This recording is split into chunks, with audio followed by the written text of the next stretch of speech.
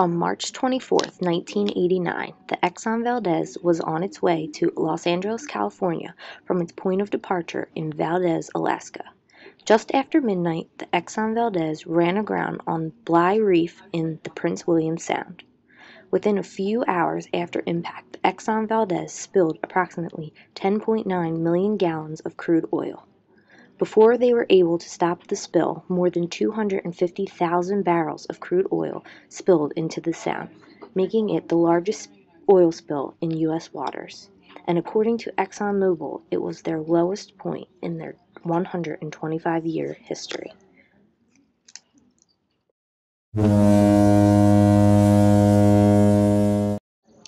The Exxon Valdez was built in 1986 in San Diego, California. At the time, it was the largest ship built on the West Coast. It was built by the National Steel and Shipping Company for Exxon Shipping Company. It was designed, built, and certified to transport crude oil and combustible liquids. The vessel met all standards of the International Convention for the Prevention of Pollution. It was also certified by the U.S. Coast Guard.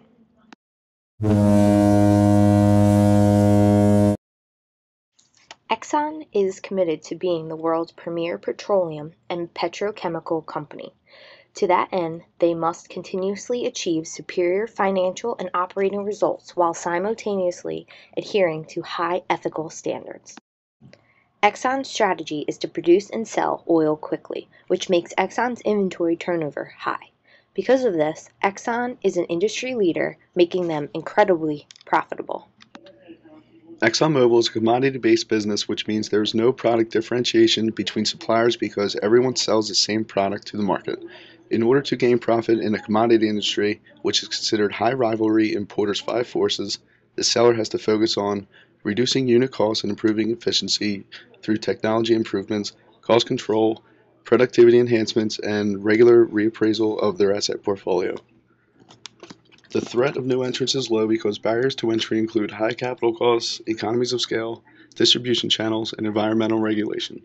The supplier power is high because OPEC controls 40% of the world's supply of oil and therefore has a strong influence on the price. It becomes a threat because Exxon purchases oil in an open market. Therefore, unstable countries are able to seize Exxon's assets at any time. Exxon has a low buyer power because suppliers have an incentive to limit supply and keep prices high. The threat of substitutes is low because of government regulation, environmental concerns, and the high barrier to entry.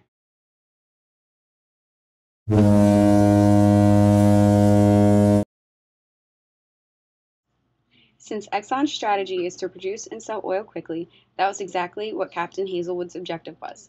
The Exxon Valdez was traveling outside normal shipping lanes in an attempt to avoid icebergs. He was said to be in his quarters at the time because he was intoxicated. Hazelwood gave control of the vessel to an underqualified third mate. He was to follow precise instructions to turn back into the shipping lanes when the tanker reached a certain point. For unclear reasons, the mate had failed to make the turn back into the shipping lanes and ran aground at Bligh Reef at about 12:04 a.m. The National Transportation Safety Board investigated the accident and determined 5 probable causes of the grounding. First, the third mate failed to properly maneuver the vessel, possibly due to fatigue and excessive workload. Second, the captain failed to provide a proper navigation watch, possibly due to impairment from alcohol. Third, Exxon's shipping company failed to supervise the captain and provide a rested and sufficient crew for the Exxon Valdez. Fourth, the U.S. Coast Guard failed to provide an effective vessel traffic system. And fifth, effective pilot and escort service were lacking.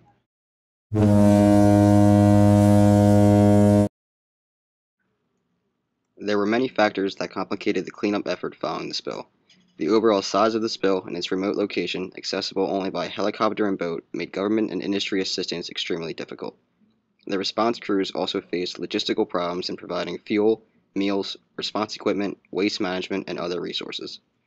The response to the Exxon Valdez involved more personnel and equipment over a longer period of time than did any other spill in U.S. history. At the height of the response, more than 11,000 personnel, 1,400 vessels, and 85 aircrafts were involved in the cleanup. Shoreline cleanup started in April of 1989 and continued until September of that year. Cleanup continued into 1990 and 1991. There were three main methods used to clean up the oil spill: burning, mechanical cleanup, and chemical dispersants. Smaller scale cleanup methods consisted of raking the beaches, oil debris pickup, and manual cleanup.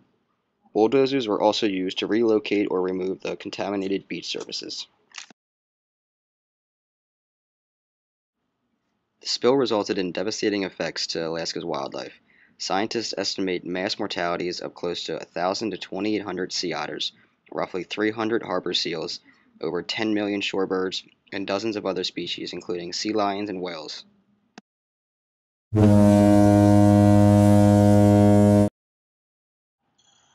The destruction of the oil spill led to many negative repercussions, including several legal charges.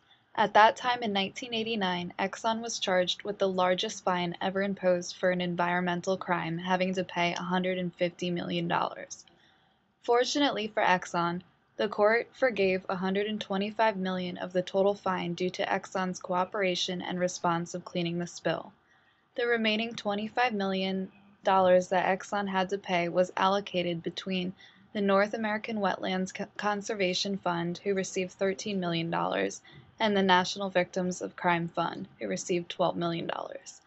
Although Exxon received some relief in having that large fine reduced, it was still only the beginning of the lawsuits that it faced. As additional compensation for the destruction the spill caused, Exxon agreed to pay $100 million, which was divided evenly between federal and state governments.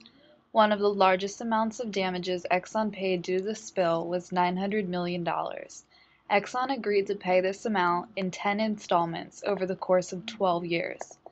The use of the money from the settlement was strictly for the restoration of resources that were severely damaged due to the oil spill. Ultimately, Exxon had to pay a total of $3.8 billion in damages between the labor necessary to clean the spill, civil lawsuits, criminal lawsuits, compensation for residents, and an abundance of fines.